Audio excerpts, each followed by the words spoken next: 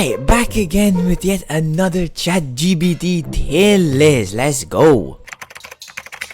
Alright, we got the no perks killer tier list challenge. Objective: rank all killers based on how strong they would be without any perks, just their base power and stats. Rules: no perks, no killer perks, no survivors. You can only use the base power and weapon of the killer. Map knowledge: you can still use the map's general layout and loose, but no add-ons. Evaluate killers: you must rank the killers based on how effective they would be with no perks. So a killer with a strong base power will likely rank higher. Alright, so starting off here, we got Trapper. Now I'm just gonna go ahead and say it here. Trapper without any perks or add-ons is a little bit average in my opinion here, unless you're at low ranks against very terrible survivors.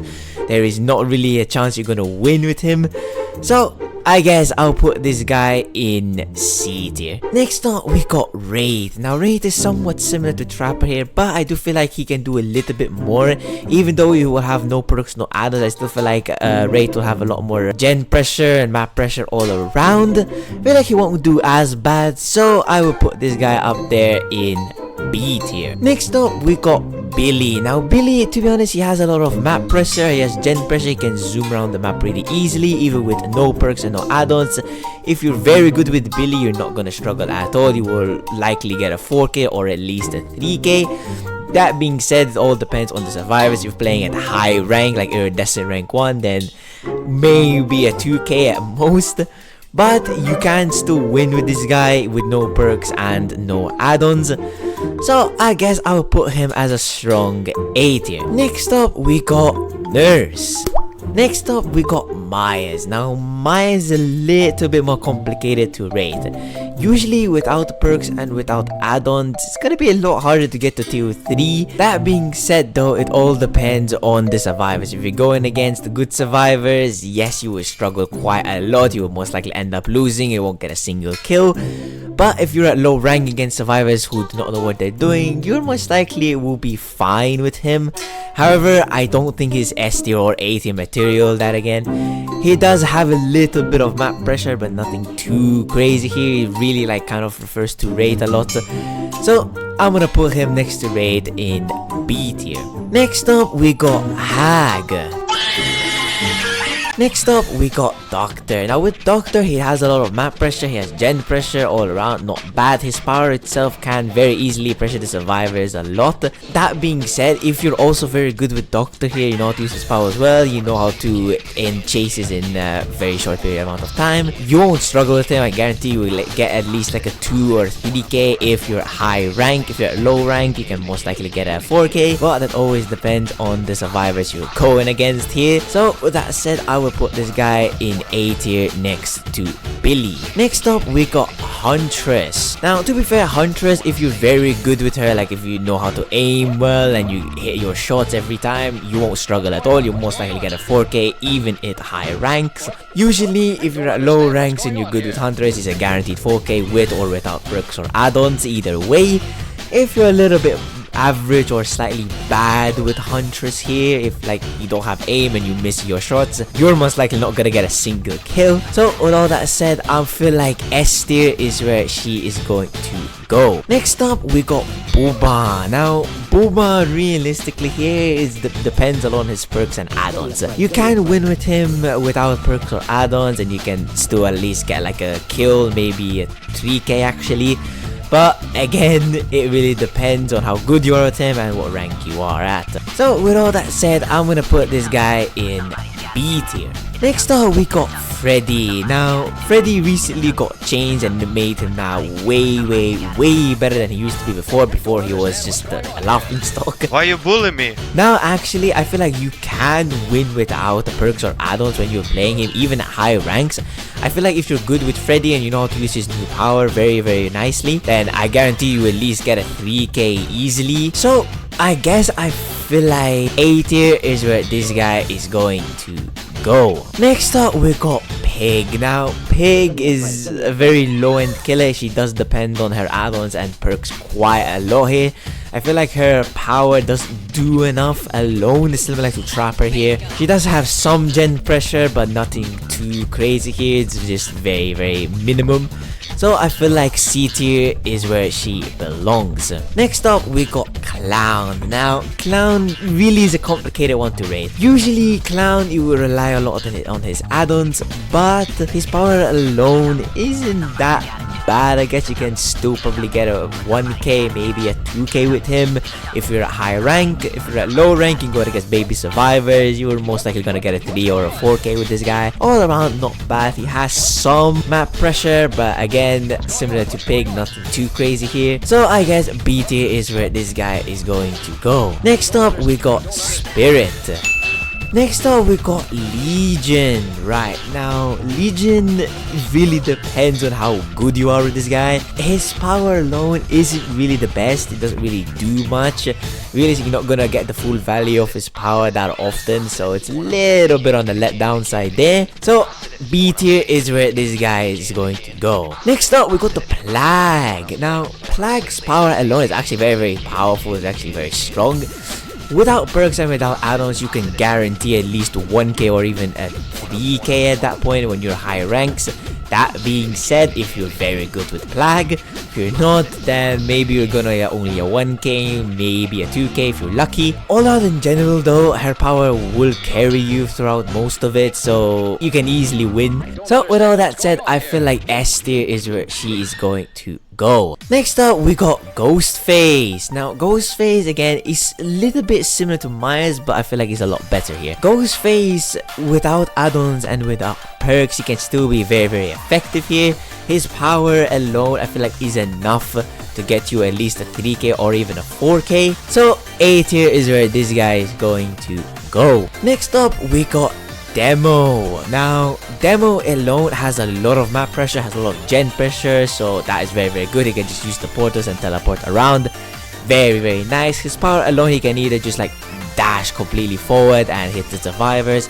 That will help you out quite a lot in chase. So without perks and without add-ons, you won't struggle with him at all. S tier is where this guy is going to go. Next up, we got Oni. Without perks and without add-ons, his power alone is enough. That being said, if you get a good map, if you get a crappy map, then you're cooked. But all around in general, I feel like if you're good with him, and even if you're at high ranks or low ranks, doesn't really matter. His power will obviously do a lot for you. So I feel like A tier is where he is going to go. Next up, we got Deathslinger. Now, Deathslinger is a lot similar to Huntress here. If you're good at aiming and you hit your shot 99% of the times, you most likely won't struggle with him. However, his power isn't that strong, so you most likely will get gen rushed without perks or even add-ons to help you out. So a little bit of a letdown there for map pressure and gen pressure alone. Slightly struggles on that area, so not really the best killer. So I feel like B tier is where this guy is going to go. Next up, we got Pyramid. Now, if you're playing Pyramid with or without perks, his power will basically do almost everything for you. He has a lot of map pressure, he has a lot of gen pressure, so not that bad at all. Without perks, and if you're good with the killer, you won't struggle at all with this guy. Like, to be quite frankly honest, you can end chases in less than 2 seconds, unless the survivor knows what they're doing, of course. So I feel like A tier is where this guy belongs. Next up, we got Bleed. Next up, we got Twins. If you're playing this killer without perks and without add-ons, might struggle a bit with her.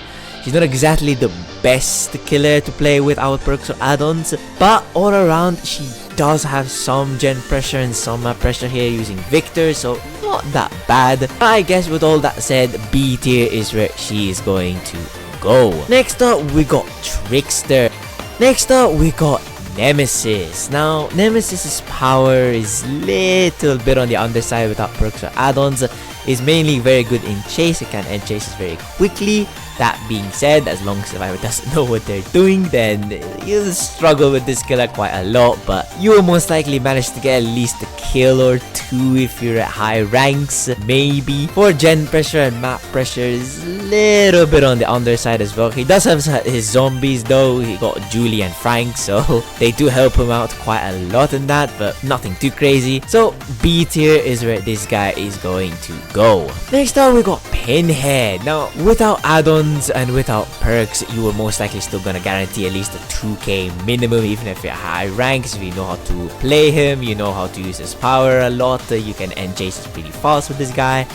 So all around, not bad. Well, I guess with all that said, A tier is where this guy is going to go. Next up, we got the artist. Now, without perks or without add-ons, she isn't that bad of a killer. She has a lot of map pressure, she has a lot of gen pressure, all around very good. You won't struggle with her at all. So A tier is where she is going to go as well. Next up, we got the Onryo. Now the Onryo, if using her without perks and add-ons, you are still going to guarantee at least a 3k with her if you know how to play her right.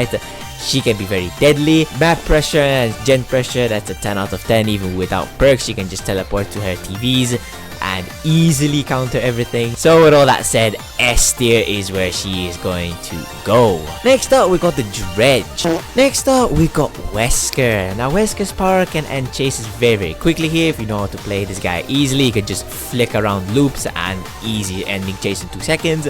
All around very good. Map pressure wise and gen pressure, not that bad. I give him a 6, maybe a 7 out of 10 in that area. Not bad. Without perks and without add-ons, you will still be guaranteed at least a 2k with this guy, maybe even a 3k again if you know how to play him. So with all that said, A tier is where this guy is going to go. Next up, we got the Knight. Now for map and the gen pressure, all are very good. He can just put one of his knights to patrol a gen or even like a hook or something. So all around, not bad. There's a good 8 out of 10 in that area. However, without perks and without add-ons to help him out a little bit, he's not really that great. I feel like he will struggle quite a bit. So with that said, he's going straight up there in B tier. Next up, we got the Skull Merchant. Now for gen and map pressure, it's actually very good. So I'll give her a solid 8.5 out of 10 in that scenario. All around, not bad. She can just put her drones next to a gen, next to a hook. So with all that said, A tier is where she belongs. Next up, we got Singularity. Now in my opinion, this guy is one of the best map pressure and gen pressure killers in the game. He can just put his pods next to gens and easily patrol them. Very nice. Even in chase, his power will do quite a lot for you. So without perks and without add-ons, you will most likely still guarantee yourself at least a 3k there. So S tier is where this guy is going to go. Next up, we got Xenomorph. Next up, we got Chucky. Now Chucky is a little bit difficult to rate here. All around, I feel like in my opinion, he can have good map and gen pressure depending on how well you play him. But then again, he will struggle a bit since you won't have any perks to help him out. Well, I guess A tier is where he's going to go. Next up, we got the Unknown. Realistically here, this guy's power will help you out in the chasing mostly. Little bit lax on the map and gen pressure there, but not too bad, I guess. If you're at low ranks and you don't know how to play him, you'll probably still get around the 3k, something like that. Even without any perks or add-ons, he's still very decent. If you're at high ranks though and you're going against good survivors that know what they're doing and you don't have any perks or add-ons to help you out a little bit, you will struggle with this guy quite a lot. So I feel like B tier is where he belongs. Next up, we got Vecna. Now Vecna, he does have gen pressure, he does have map pressure. His power will help you out quite a lot even during chase or during like if you want to patrol a gen. All around, not bad at all. However, I don't feel like he's S tier material here. I feel like the killers that I put up there in S tier will all beat him. So A tier is the next best thing, so I guess that is where he is going. Next up, we got Dracula. Now Dracula's power alone will help you out during chase very easily if you know how to use his power correctly.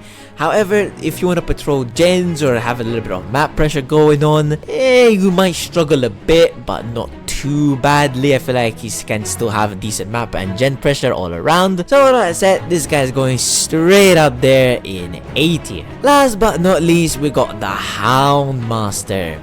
Now for map and gen progression, definitely a solid 9 out of 10. She can just put her dog next to a generator or wherever she wants and boom, you'll have gen progression very easily. During chase as well, not too bad here. I feel like if the survivor knows what he's doing, he can easily counter her, but if you know how to play the killer very well. I've gone against very good Hound Masters when I'm playing Survivor, so if you know how to use her well, she can be very deadly. So even without perks or without add-ons, you will still most likely guarantee a 3, maybe even a 4k with her. So with that said, I feel like A tier is where she belongs. But anyways, that's gonna be it for my ChatGPT no perks killer tier list challenge. Some of you are gonna agree with my choices, some of you are gonna disagree. That's always how a tier list goes. Everyone has their own opinion, which is perfectly fine. But anyways, with that said, hope you guys enjoyed, and I'll see you guys in the next one. Have a good night, guys.